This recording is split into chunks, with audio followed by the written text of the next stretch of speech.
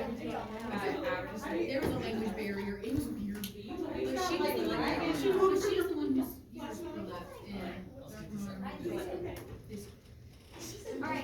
Alright, people, let's get going so we can Get out of here, right? Yes. Alright, so the next thing that we're gonna do is go over some fetal heart rate tracing and you can apply that. And then, that's where I stop for the day cohort, so that's where I'll stop for y'all, even if it's a little bit early. So let's talk about what I want you to evaluate. So I'm gonna pop up a strip and you're gonna talk about these things or write down these things. So I wanna know if they're having contractions, yay or nay. So are they having contractions?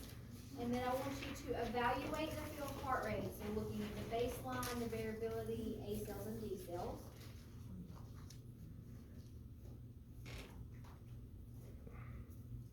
You're gonna note what category of strip it is, so 1, 2, or 3.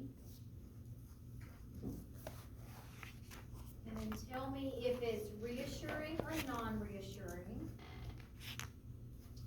And then any interventions that you need to perform.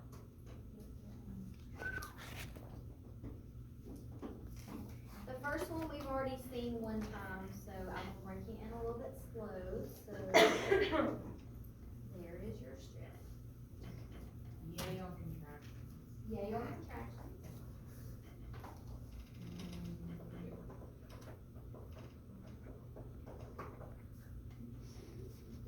We're looking at one.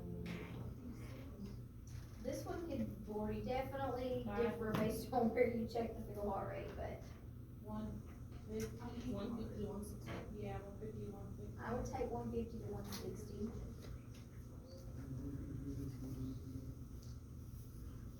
I'd also be okay with 155 to 165. With 1, 2, 3 ACEs, potentially, if we want to count those. Cat 2. It is a category 2. Document and continue monitoring. No, you would turn the patient on their left side. At the middle, we're gonna turn them, yeah. So let's go through this. So, are they having contractions? Yes. Fetal heart rate is 150 to 160. 150 to 160, 155 to 165. Either way, what is your variability? Moderate. It is moderate. Do you have A cells? At least 2. They're little bitty, but you do have some, so we have some accelerations. Do we have D cells? Yes. Yes. What type of D cells do we have? Variable. Those are variables. It is a category 2. and what interventions do you want to do? Turn on left side. At the minimum, we're gonna turn them on the left side, and considering how low the heart rate drops, you're probably gonna do the other interventions too. So if this was a question that said, what is your initial nurse's action? It's going to be turn them left lateral or right lateral, whichever option is available to you. However, if it was a select all that apply question, you would pick all the interventions, because all of them would be appropriate. Okay?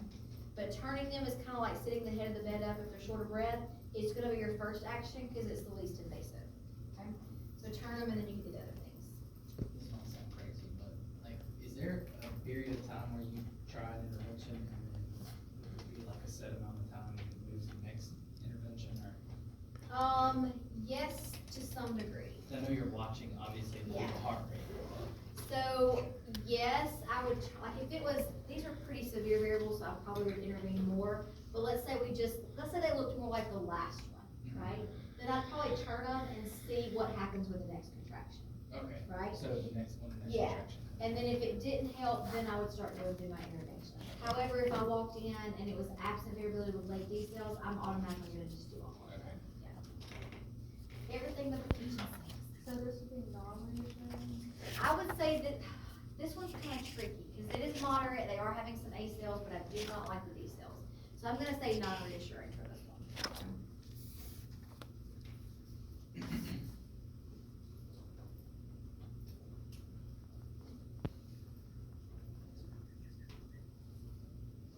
Is the patient contracting? Yes. Okay. What is my fetal heart rate? 150 to 160, that's a pretty clear heart rate, it's pretty standard all the way across. So 150 to 160, do I have accelerations? You do not, if it's attached to a decel, it does not count, you do not have any accelerations. Do you have decels? Yes. What type? Variable. These are variable. What category would you give it? Two. One, it's actually a category two, because it has decels. And then what actions would you do? You might turn them. Just change positions, probably the only thing that would be needed for this one. Ready for the next one? You've also seen this one before. There's only so many I can pull up, and it makes sense because some of them are not textbook, but the ones on the test should be pretty straightforward. They are contracting, having early decels. I'll take 140 to 150. There's At the end, it looks more like 145 to 155, so either one of those would be fine. There is an ACL. There is an acceleration. There's deceleration. What type? Early. Those are earlies. What category? This one's actually a one, where you can have early decels and still be classified as a category one. Is it reassuring? Yes. It is. What are my nursing actions at this time? Continue monitoring. Document and continue monitoring. The only thing I would add to that is possibly check the cervix to see if we've made cervical change, since we are showing signs of head compression, but not anything that we can do to fix it. Bless you. Ready for the next one? Yes. Alright, don't say it out loud, I'm gonna give y'all a minute to kind of interpret this one, we'll go through all the things.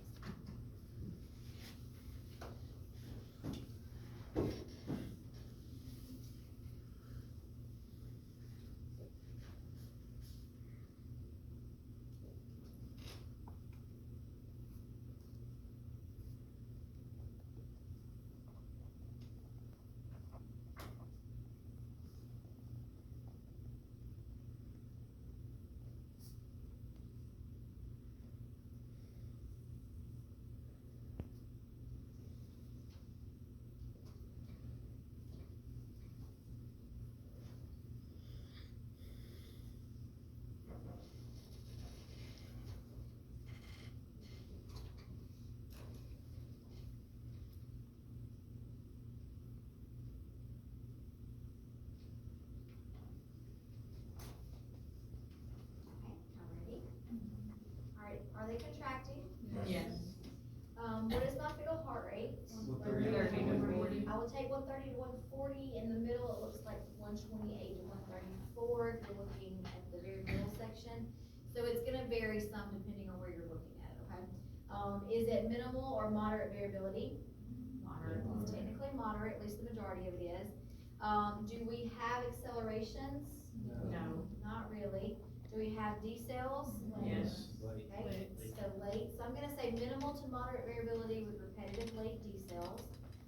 What category is this? Three. Still two. So it has to be absent variability with late decels to be a category three. So if it's late with minimal or moderate, it's still a category two. Okay?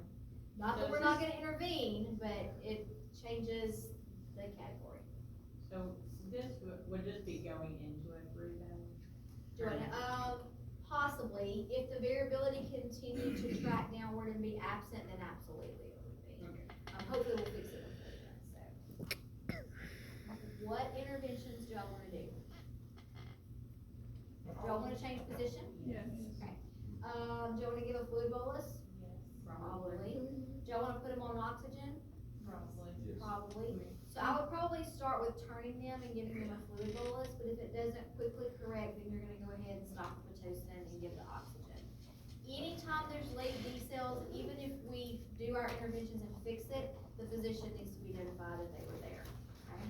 So when I say call the physician, it could be call them to say, hey, I need you to come in to deliver this baby, or it could just be to say, this is what we were doing, and now we're not, okay?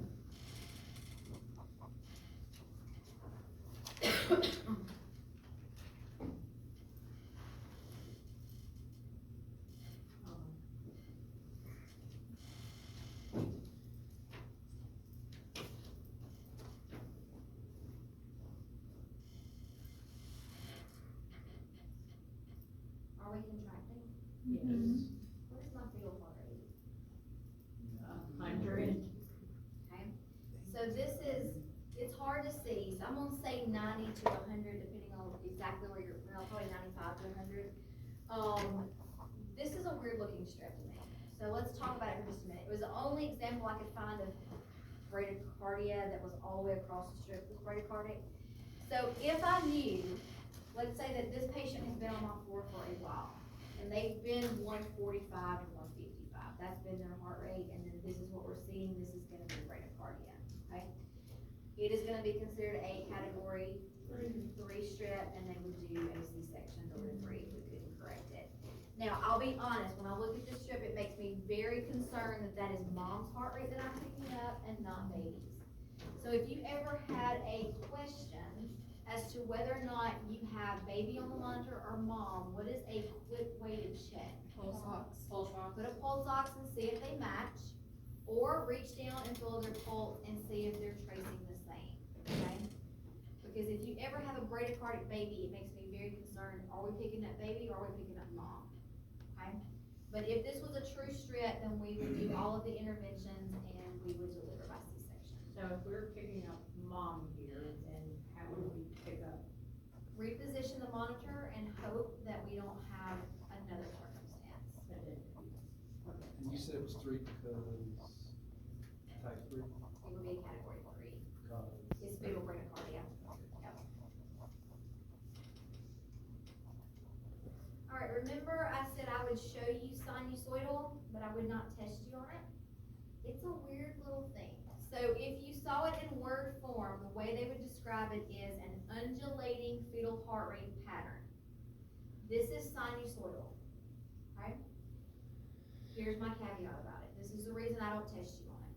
If it is true sinusoidal, this baby is not doing well. It usually indicates severe fetal hypoxia or anemia, if it is a true sinusoidal. So I hope if you go into labor and delivery, you never see this as a true strip on your baby, okay? If this was a true strip, we would absolutely do a stat C-section. But the protocol or how the outcome for this baby's gonna look is gonna be very guarded, okay? Now, I say that to say this because this is why I don't test you on it. There's 2 reasons or 2 things that we can see that can cause what we call a pseudo-sinusoidal pattern. Meaning that it looks fine for a while and then it goes into this weird looking pattern for a few minutes and then it comes out of it. Which means it was never a true sinusoidal. Thumb sucking of the baby. If the baby starts sucking their thumb in utero, it can go into this pattern. So, It's gonna read. that's how it's gonna read, yeah. The other thing is narcotics. If I give mom IV narcotics, they will sometimes go into a pattern that looks very similar to this. And those things are gonna correct themselves. When the baby stops sucking their thumb, or when that medication starts to wear off, it's gonna go back to look normal, okay? So I don't test you on it. But if you had a baby and let's say mom came in by EMS and she was abrupting, the placenta had torn away, and this is what I see on the monitor, it is a true sinusoidal stat emergency section, okay? Now, when we do C-sections, do we typically sleep our moms? Do we typically use general anesthesia? No. It is not a good situation. So, and it's kind of a double-edged sword too. The only reason we would use general anesthesia in a mom primarily is gonna be if it's an emergency section and we do not have time to do a spinal. If we're doing an emergency section, your mom or baby are probably already compromised. But the problem is, when we put mom to sleep, guess what we also put to sleep? The baby. So if you have a baby that's having bradycardia and you do general anesthesia, you're gonna further sedate the baby. So you need a full resuscitated team if we're doing a stat C-section under general anesthesia. Respiratory needs to be there, nutrition needs to be there, if at all possible. There needs to be a whole team because that baby is gonna require resuscitation. Okay. Next. That dark line that it's going through is 180. It's just hard to see because it's so small.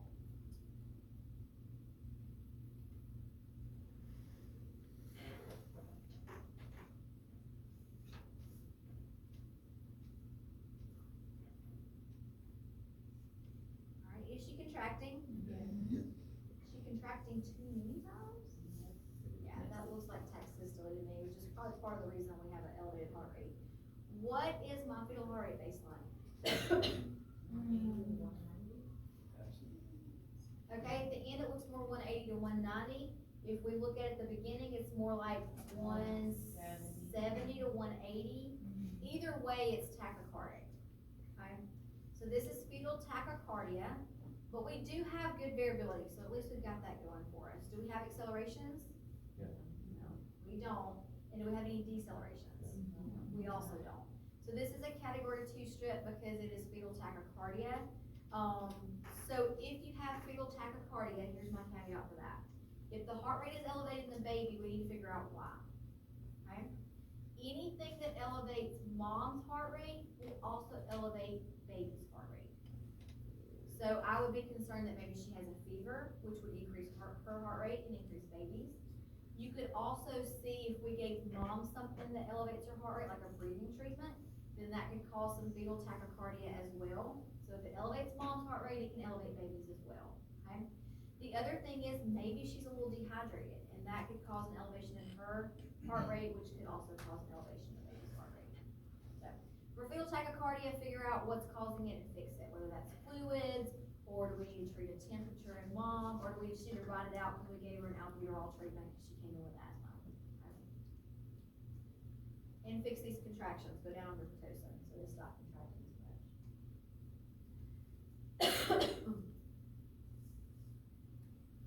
Does that look normal? This is marked variability. So we don't see it all that often, but it does indicate there's a problem with the baby. If I had to guess, it almost looks like mom is abrupting because of that weird contraction pattern that I see. But for testing purposes, I just wanted you to recognize that it's marked variability, okay?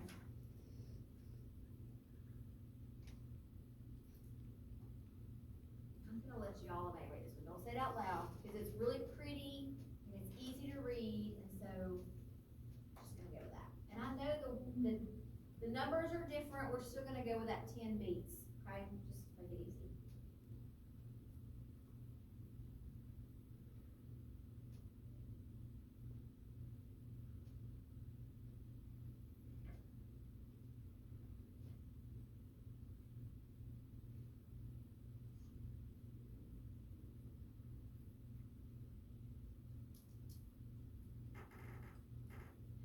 Is she contracting?